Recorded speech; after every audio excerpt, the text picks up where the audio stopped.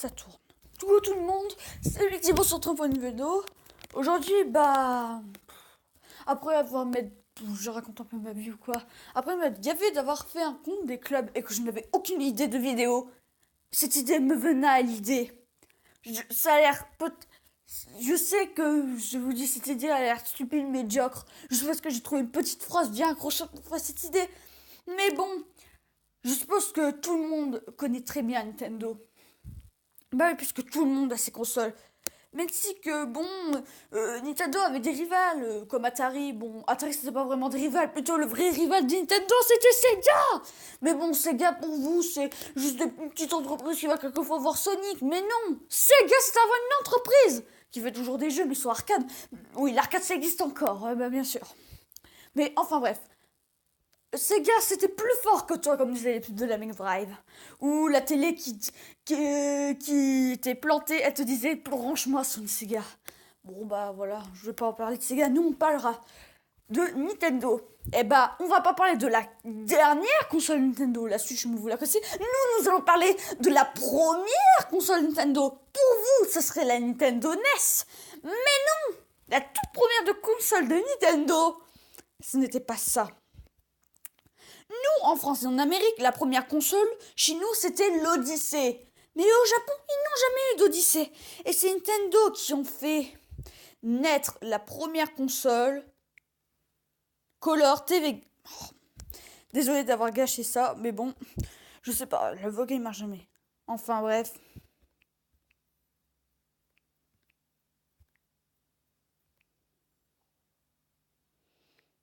Pardon, désolé. La Color TV Game 6. Oui, 6, c'est vraiment la précision de la console. Voici la première console de Nintendo.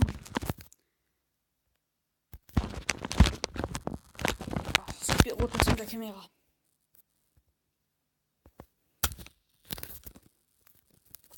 Oh bah tant pis, ça reste ça. Oh bah ça restera comme ça. Tant pis, ça rien. Enfin, voici la Color TV Game 6. Elle se présente. Vous voyez que les manettes ne sont pas détachables. Oui, les Japonais ont l'habitude de s'asseoir par terre. Et là, c'est comme ça, je vais vous avouer un truc, ce n'est qu'une simple machine à pong. Oui, comme l'Odyssée. Oui, l'Odyssée n'avait pas de réel jeu, c'était juste à la limite des jeux cartouches. Ceci n'est qu'une machine à pong. Les petits boutons, vous voyez les petits multiples trucs, ça c'est juste pour changer. On l'appelait... Bon, en fait, petite information, Pong a été piqué par l'idée de Ralph Beer d'Odyssée. De l'Odyssée. Bon, Atari n'a rien inventé de Pong. En fait, je dis Pong, mais en fait c'est tennis. J'aurais dû dire enfin tennis. Ce n'est juste qu'une simple machine à Pong, sauf que elle, je ne dirais pas, elle est considérée pas comme une clone, puisque c'est Nintendo qui l'a faite, et au Japon, on ne l'avait pas. Elle est sortie environ vers les 1977, elle était pour 9800 yens. À l'époque, on ne dit pas savoir, je sais pas convertir les yens, mais pour eux, c'était pas cher. Malheureusement, il y a eu une autre version, la Color TV Game 15, la même machine, sauf là, on avait des manettes séparées. Voilà. Et on avait toujours les trucs, un bloc. Ah oui, c'est vrai, là, elle marche à secteur, alors que la Color TV Game 6 que vous avez vu avant, elle marchait avec 6 bonnes grosses billes, vous savez, les gros cylindres. Comment ça s'appelait? Bah celle-là, elle était à secteur, sauf, problème du prix, 15 000 yens. Ça faisait plus mal, là. Il fallait être un peu plus riche. Bon, après, plus tard, ah bah celle-là, c'est droit ici, c'est celle-là, dit que c'est celle-là. Ouh là là, la Color TV Game. La Color TV Game Racing 112. Je ne savais pas son nom, mais je m'en souvenais. Alors c'est Color TV Game, en fait, c'était un jeu de course. Un jeu de course qui avait les graphismes d'Atari. Oui, la connaissait de Color TV Game. Où on avait un volant. Bon, ça c'est pour changer. Il y a peut-être même un petit levier de vitesse. Enfin, je trouvais que c'était réaliste. Enfin, trouve-moi c'est réaliste. Après le prix, je ne sais pas. Et je ne sais pas quand elle est sortie. Après... Ah bah... Voici une image du jeu. Du jeu Racing. Vous voyez? Ah, mais ne faites pas attention à la bombe, ça doit être une compilation WarioWare. Où vous sauvez WarioWare, un jeu sous les GBA-DS. Vous faites quelquefois des petits défis, c'est sur des vieux jeux. Donc faites pas attention à la bombe. Voilà comment se présentait le premier jeu. Après, la Color TV Game 6, j'essaie de voir si il y a une image. On a les boîtes. Voilà. Bon, c'est pas très grand, mais... Voilà, si à côté, ce que vous voyez, c'est tennis. Enfin, tennis, je dis comme ça. Oui, Pong, sur la Atari, tennis. Enfin bon, on va l'appeler Pong. Pong, on est content. Voilà. Ça, c'est Pong. Ce Pong-là, par rapport à l'Odyssée ou tout ça, vous voyez, il est en couleur.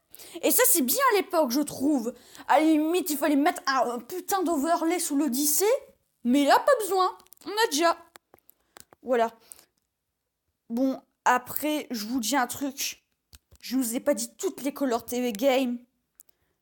Je vous ai pas dit toutes. Je vous le promets, je ne les ai pas toutes dites. Il y en avait une avec Othello. Voilà. Et après, c'est la dernière que je me souviens. Si vous voulez aller voir plus en détail, allez voir les petites anecdotes du jeu vidéo. Elles parlent de ces consoles. Enfin, si vous connaissez à part moi.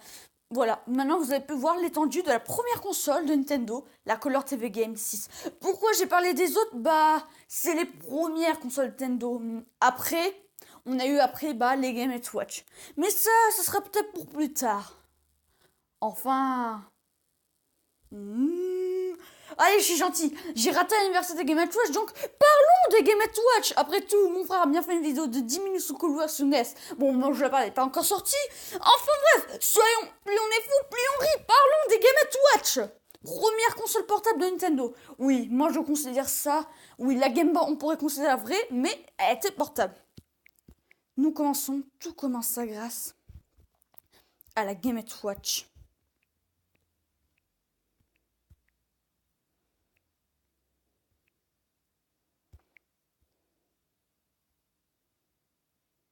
Grâce à la Game & Watch. Je dis que c'est celle-là. Oui, c'est celle-là. Tout ça grâce à la petite Game & Watch. Ball, la première, sortie en 1980. Ceci, la toute première Game & Watch. Simple, on a un mode Game A. Le mode A, c'est le même. Vous allez dire, qu'est-ce que ça sert le mode Game B? Eh ben, le mode Game B, c'est juste le même jeu, mais un petit peu plus dur. En fait, le but de Ball, c'est de rattraper des balles. Je crois une ou deux, je sais pas quand. Là, on en voit deux, là. Vous voyez? Mais plus vous rattrapez les balles, plus ça devient difficile. Plus ça devient impossible. Et après, on a Time. Je sais pas. Ah, le Time, ça, c'est pour régler le réveil. Ah, voilà, le réveil est là, regardez. C'est pas un score, ça, c'est le petit réveil. Et je veux dire, comment adulter? Je ne sais plus qui, mais je crois que c'est l'inventeur des Game Boy. Je sais plus. Alors, je sais plus. En fait, il avait vu un mec jouer à une calculatrice. Et c'est comme ça les Game & Watch sont nés. Voilà, petite parenthèse. On a le Game A, comme j'ai dit, le mode plus facile. Game B, le mode plus dur. Time, c'est pour régler l'heure. Oui, elle faisait aussi phase de réveil, mais bon. Et là, on a left et right. Ça veut dire qu'on peut bouger de notre personnage de notre gauche, comme vous voyez dans les flèches, et après de notre droite. Voilà, c'était une Game & Watch de la gamme Silver. Un peu plus tard, on a eu des Game & Watch à double écran. Pour la peine, je vais parler de celle-là que Guise avait testée. La Game & Watch Mario Bros. L'une des Game & Watch à double écran.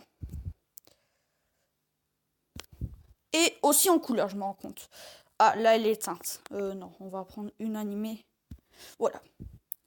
Bon, celle-là que vous avez vu avant, c'était une animée. Alors là, en fait, on a Mario et Luigi qui sont des ouvriers. Et là, on a Mario de ce côté de l'écran. Ouais, c'est ce côté de l'écran. Il devra distribuer, je suppose, des planches de bois. Ou je ne sais pas. Allez, on va dire quoi? Des pizzas. Ok, on va dire ça, parce qu'ils sont italiens. Bon, Mario doit donner des pizzas à Luigi en fonction des tableaux. Et il doit les ramasser pour qu'il les mette dans le camion. Mais les pizzas, elles sont encore dans la boîte. Elles peuvent être surgies d'où? Et si on rate, comme vous voyez là, notre boss vient gueuler. Tu dis, ah, t'as fait le mal boulot. On a toujours un game A. Le game B, le mode plus dur, le game A, le mode plus facile, et le time. Et là, c'est un Game & Watch à double écran. Mais lui, il est plus spécial, lui, là. Lui, il est ouvert comme ça, lui, pas comme ça. Comme ça. Il est pas comme ça. Pas comme ça, vraiment, en fait, il est comme ça. Donc, bah, voilà. Voilà, en fait, c'est une Game & Watch comme ça. Après, si je peux montrer l'autre, une autre, là, vraiment droite, c'est la Game & Watch. Oh, attendez.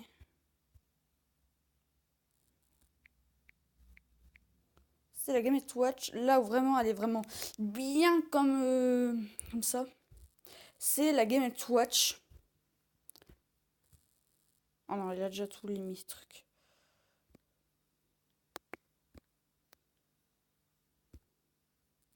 Voilà, la Game & Watch Donkey Kong. Bon, en fait, vous connaissez Donkey Kong. Vous êtes Jumpman ou enfin Mario.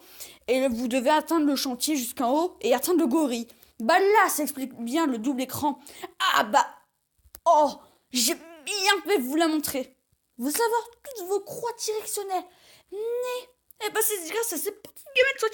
Voici la première croix directionnelle de Nintendo de toute l'histoire du jeu vidéo. La voilà. Bien sûr, il y a eu des brevets comme quoi personne ne peut copier ces croix. Donc des gens connaissent pas exemple, les croix de Master System, c'est pas une vraie croix. La croix de Mega Drive, c'est une croix mais dans un rond. Donc voilà, personne ne peut copier puisqu'il y a un brevet. Donc on a la petite croix et le petit jump, c'est très maniable. On a toujours un game A, un game B et le time. Voilà. Bon, après j'aurais pu montrer une unique à couleur, mais voilà, vous avez compris le système. Double écran, écran comme ça. Bah voilà. C'est la fin de cette vidéo sur les deux premières consoles de Nintendo. Les Color TV Game et les Game & Watch. J'ai fait ça pour l'anniversaire Game & Watch. Après, je sais qu'il y avait l'anniversaire de Kirby. Mais là, vu comment on tourne, la prochaine fois, on en parlera peut-être. C'est dépassé. Peut-être on n'en parlera jamais. Enfin, Kirby, ouais, c'est 25 ans le premier jeu. Rapide résumé, le premier jeu Kirby, c'est Kirby Dream Land sorti en 93 en Europe, je crois en Europe, sur Game Boy. Voilà, petit rapide résumé. Bon anniversaire Kirby au Game & Watch et tout le tralala. Allez, j'espère que vous aura plu. Mettez des likes, des commentaires. Allez, au revoir YouTube et au revoir tout le monde.